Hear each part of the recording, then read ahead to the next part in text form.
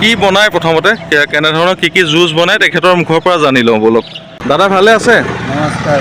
আপোনাৰ জুচৰ দোকানখনৰ নাম আচলতে শুনি আছিলোঁ, যদিও যোৰহাট টাউনৰ পৰা অলপ দূৰত মানে চিনামৰাত, তথাপিও আপোনাৰ মানে যিখন জুচৰ দোকান যথেষ্ট নাম আছে আমি জানো, সেইকাৰণে আজি চাবলৈ বুলি আপোনাৰ ইয়ালৈ আহিলোঁ।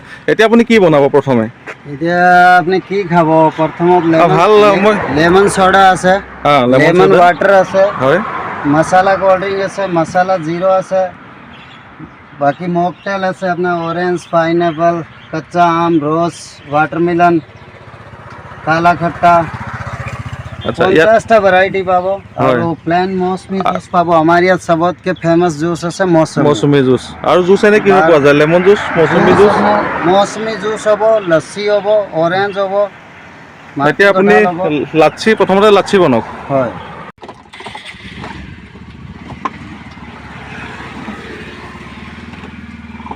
আপোনালোকক যদি এনেকুৱা মকটেইল নাইবা যিকোনো ধৰণৰ জুচ যদি নিজৰ ঘৰত যিবিলাক আপোনালোকে অনুষ্ঠান পাতে, যেনে উপনয়ন নাইবা অন্নপ্ৰাশন নাইবা জন্মদিন তেনেকুৱা যদি পাতে, তেওঁক যদি অৰ্ডাৰ কৰে তেওঁ হোম ডেলিভাৰী কৰিব।